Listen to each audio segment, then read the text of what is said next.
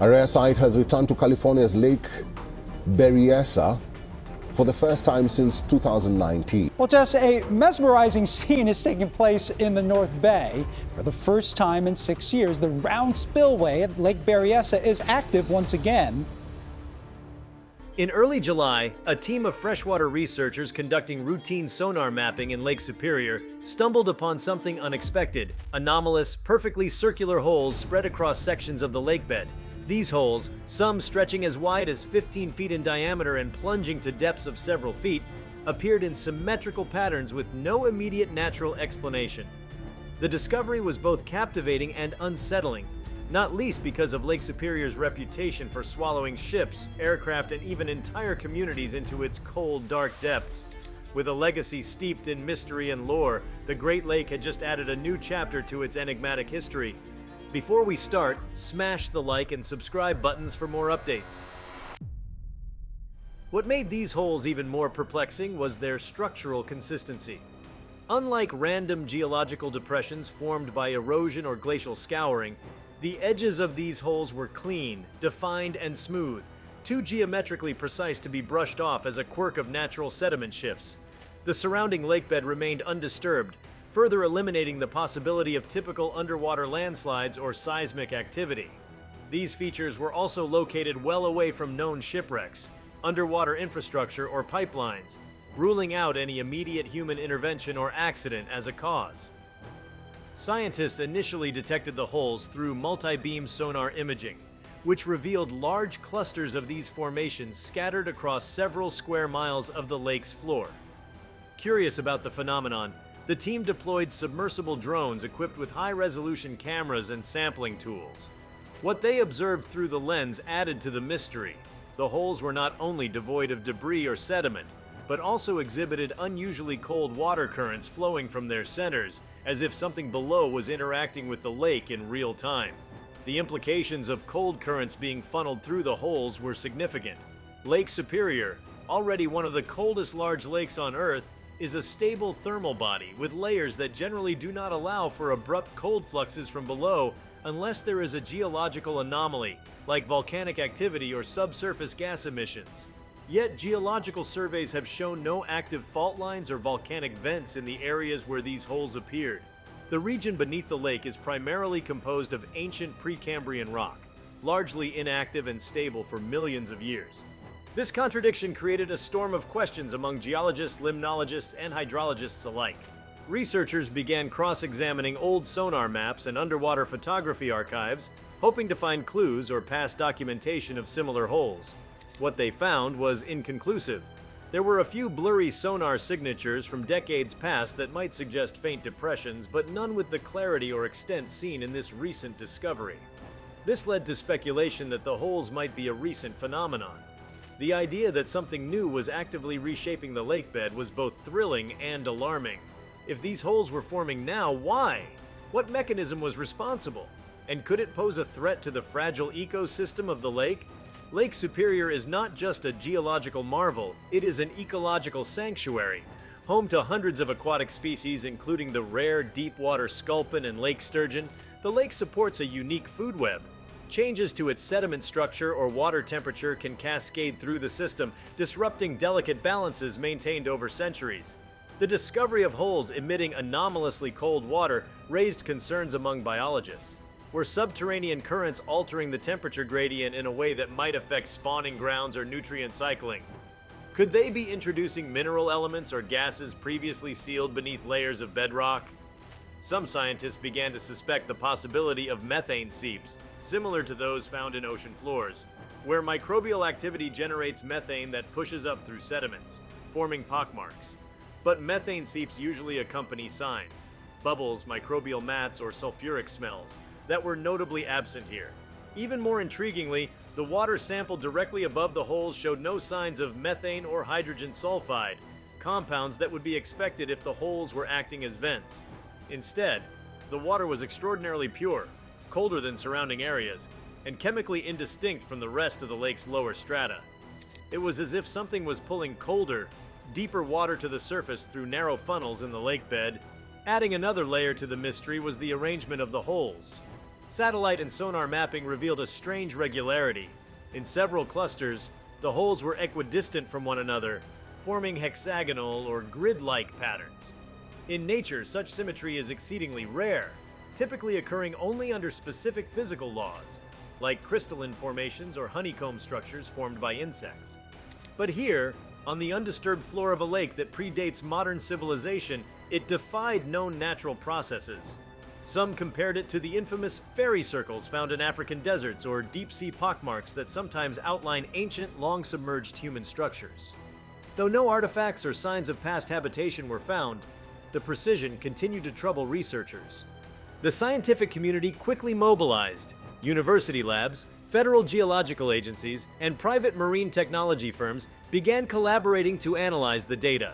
Additional expeditions were scheduled, this time equipped with more advanced remote-operated vehicles, sediment samplers, and magnetic field detectors. There was even talk of deploying autonomous submersibles to hover over the holes for weeks at a time, recording fluctuations in temperature, pressure, and electromagnetic activity. As more data streamed in, subtle fluctuations in magnetic readings were detected near the holes. While not strong enough to indicate large metal objects or an active magnetic source, these deviations were outside the norm for the otherwise stable magnetic field of the lake region. Some postulated the presence of deep metallic deposits slowly leaching into surrounding rock. Others considered more speculative theories: underground caverns, ancient meteorite impacts now buried in sediment, or even long frozen pockets of freshwater being released due to thermal shifts at extreme depths. Still, no one explanation fully accounted for the size, shape, temperature differences, and magnetic anomalies all at once. As if the physical characteristics weren't strange enough, divers who approached the holes described odd sensations while near them. While these observations are inherently subjective, several reported subtle pressure changes, vertigo, or the feeling of faint vibrations when floating near the center of certain formations. One diver likened it to standing next to a silent engine idling beneath the surface. No noise, but a strange pulsing energy in the water. Instruments confirmed mild shifts in pressure. Not enough to pose danger, but consistent with moving currents or minor tectonic adjustments deep below. Again, though, no tectonic activity was recorded on regional seismographs, leaving only the unknown as a placeholder. As more holes were discovered across other sections of Lake Superior, albeit in smaller clusters, a growing concern emerged. Was this phenomenon isolated, or a symptom of something more systemic beneath the Great Lakes Basin? The thought of a massive, uncharted hydrogeological system running beneath the lakes was both exciting and daunting. If such a system existed, it could challenge long-held assumptions about North American freshwater geology and potentially open new avenues of research into the continent's ancient hydrology. There were also logistical concerns. The Great Lakes are essential to the US and Canadian economies, supporting fisheries, transportation routes, and millions of residents who depend on them for drinking water. If the holes indicated an unstable lakebed, infrastructure planning could be affected, from bridge foundations to underwater cables. The military, too, showed interest, reportedly reviewing sonar data for national security implications, though nothing official was released to the public. While most scientists dismissed any immediate threat, the idea of unknown geological behavior in such a critical water body prompted serious reviews of risk assessments. At the same time, cultural responses began to swirl. The internet lit up with theories ranging from the plausible to the bizarre. Ancient civilizations, alien installations, and Lake Superior triangles reminiscent of the Bermuda Triangle were just a few of the ideas making the rounds. Indigenous communities, whose oral histories include tales of spirits, beings, and anomalies in the lake, found new audiences interested in their perspectives, while scientists stayed focused on empirical evidence. The cultural curiosity only amplified the broader sense of awe and wonder. Whatever their cause, the holes had struck a chord with the collective imagination. Some researchers began exploring analogs in other large lakes and inland seas around the world. Similar depressions have been documented in Siberia's Lake Baikal, a similarly deep and ancient body of water. There, some circular formations have been linked to gas emissions and geothermal vents. Yet even these comparisons fell short of explaining the peculiar regularity and cold water emissions in Lake Superior's case. Others look to under-ice lakes in Antarctica, where pressure and subglacial currents occasionally rupture the surface with startling geometrical precision. But again, the lack of overlying ice and sedimentary pressure in Lake Superior weakened those comparisons. The notion of an uncharted aquifer system beneath the lake started gaining traction. Geological modeling suggested the possibility, however remote, of freshwater pockets sealed off during the last ice age, now gradually interacting with the lake's lower strata. If true, this could represent one of the most significant hydrological discoveries in North America in decades. It might offer new insight into how glaciers shaped the continent's freshwater reserves, or how buried rivers and underground caverns continue to play an active role in present-day lakes. Amidst all the speculation, work continued quietly. More drones, more data, and more analysis. The holes were cataloged, measured, and logged in digital models. Some appeared stable over time, while others showed signs of growth or morphological change. It wasn't clear if the holes were expanding slowly or reacting to shifting conditions in the lake's deeper thermal layers. Time-lapse photography and sonar pulse readings were now being used to create dynamic models of sediment flow and pressure patterns around the holes. There remained the persistent question of origin. If the holes were being formed now, then some ongoing process was responsible, one not yet observed in freshwater lake systems at this scale. If they were ancient but only now becoming visible due to sediment shifts or sonar improvements, then their origin might be lost to prehistory. Either answer in its own way would shift our understanding of how such lakes evolve over millennia. For now, the holes in Lake Superior remain a scientific puzzle and a reminder that even in a world so deeply mapped and scanned, mysteries lie just beneath the surface. What started as an anomaly on a sonar screen has grown into a multidisciplinary investigation involving geology, hydrology, physics, biology, and even anthropology.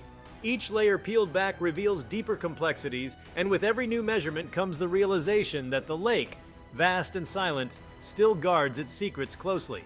As the sun glints off its surface and waves lap against rocky shores far below, something strange and silent continues to shape the bed of this ancient inland sea. Despite months of analysis and data collection, the mystery surrounding the holes in Lake Superior only deepened. The early discovery had catalyzed a broad array of investigations, but now the focus began to shift toward examining the environment in which these formations occurred. Scientists wanted to understand the unique interplay of water chemistry, sediment structure, and sublake dynamics that could produce such anomalies in a body of water that, by all traditional models, should be static and uneventful at its depths. A significant part of the effort was directed at sediment stratigraphy, studying the layers of accumulated material on the lakebed. Teams used sediment cores extracted from areas both inside and outside the hole fields to draw comparisons. Typically, lakebed sediment forms slowly over thousands of years, with the oldest material compressed at the bottom. Yet inside the holes, many of these stratified layers were missing or disturbed, with cores coming up almost hollow. It was as if something had either siphoned the sediment out or prevented its accumulation in the first place. Outside the holes, the layers were intact. Dense, layered histories of pollen, diatoms, minerals, and detritus. This absence suggested an ongoing force of displacement within the holes. Some theorize this might be due to constant microcurrents that prevented deposition, acting like underwater vacuums. To explore this, researchers installed microcurrent sensors and tracked water movement over extended periods. The results showed that within the holes, subtle but persistent upwellings of water were occurring. These weren't violent or rapid, but steady, unidirectional flows moving vertically upward, defying the still, oxygen-depleted conditions of the surrounding lake floor. This added another perplexing element. Energy had to be sustaining these flows, but from what source? If geothermal heating had been responsible, the water exiting the holes would be warm or show traces of volcanic gases. But the opposite was true. The water was colder and chemically neutral, leading to more exotic explanations. One proposed hypothesis suggested the presence of pressurized aquifers or ancient underground rivers beneath the lake, slowly venting through thin sedimentary pathways. These aquifers, if real, could be part of a much older hydrological system dating back to the Pleistocene epoch or earlier. If meltwater from retreating glaciers had been sealed within the Earth's crust, it might now be re-emerging due to subtle shifts in subsurface pressure, perhaps triggered by the weight distribution of modern water levels or regional tectonic rebound. Lake Superior itself was shaped by glaciers that carved deep gouges into the Canadian Shield more than 10,000 years ago. The thought that something from that era, whether water, gases, or geological remnants, could now be interacting with the modern lake opened thrilling scientific possibilities. It also gave rise to a new line of questioning. What if these holes weren't isolated incidents, but the visible outlets of a sprawling hidden network of passages beneath the lake bed? Such an underground labyrinth could fundamentally alter how scientists understand not only Lake Superior, but deep freshwater systems worldwide. Further tests were conducted using hydroacoustic sensors and low-frequency sonar to scan beneath the holes for voids or tunnels. The imaging revealed hints of layered cavities beneath several hole clusters, spacious enough to be detected through several meters of sediment and rock. These cavities didn't appear to be natural caves as commonly formed by erosion in limestone or soft rock. Rather, they were enclosed, irregular chambers with no obvious inflow or outflow structures visible through current imaging. This raised the tantalizing question, what carved or shaped them? Theories quickly bifurcated into two categories: natural phenomena and unknown processes. On the natural side, some argued for subglacial meltwater erosion, a process by which ancient torrents of water gouged out chambers beneath ice sheets. Over time, these chambers could have filled with trapped water and remained sealed until conditions allowed their re-emergence. Others considered cryopegs, zones of unfrozen, highly saline water locked within permafrost or glacial sediment. Though more common in Arctic conditions, some speculated that such phenomena might exist at extreme depths in Lake Superior due to unique pressure and temperature conditions. If cryopegs were present and destabilizing, they might explain the cold, mineral-free water rising from the holes. But not everyone was convinced that conventional geology could provide the answers. The peculiar regularity of the holes continued to fuel speculation among structural geologists and physicists. Some proposed that piezoelectric effects from strained quartz-rich bedrock beneath the lake could create localized electromagnetic fields, generating enough energy to influence the structure of sediment and cause vertical displacements. While this idea bordered on the speculative, the weak magnetic anomalies detected near the holes gave it a glimmer of credibility. If the lake's floor was acting as a kind of massive, slow-reacting capacitor, releasing energy periodically, it might explain the strange sensations felt by divers and the otherwise inexplicable symmetry of the holes. Meanwhile, lake ecologists began observing subtle shifts in biological activity around the formations. Though the holes seemed sterile at first glance, some microbial species previously undocumented in Lake Superior began to appear in water samples collected from within or near them. These extremophile organisms bore genetic markers similar to those found in deep ocean thermal vents. Yet the conditions here were vastly different: cold, oxygen-starved, and under low nutrient pressure. The presence of these microbes suggested that the holes were tapping into an isolated biological ecosystem, one that had been sealed off from the broader lake environment for thousands, if not millions of years. The potential implications of such a discovery could not be overstated. If microbial life existed beneath the lakebed, surviving in extreme conditions without light or surface nutrients, it could mirror the conditions on icy moons like Europa or Enceladus, where subsurface oceans are thought to exist beneath thick ice shells. The holes in Lake Superior might offer a terrestrial analog to those alien oceans, providing a model for how life could thrive in hidden aquatic environments elsewhere in the solar system. Astrobiologists soon joined the collaboration, eager to study the genetics and biochemical signatures of the newly discovered microbes. Amid all this, a quiet philosophical tension began to grow. The deeper the investigations went, the more scientists confronted the uncomfortable truth that Earth, even in regions considered well explored, still harbored vast unknowns. The idea that one of the largest freshwater lakes on the planet could contain unexplained features of such scale and complexity was both humbling and invigorating. It forced a re-examination of long-held assumptions about lake dynamics, geological dormancy, and the limits of human knowledge. It was a reminder that despite the satellite mapping, sonar sweeps, and remote sensors, nature could still surprise us. Collaborative efforts intensified.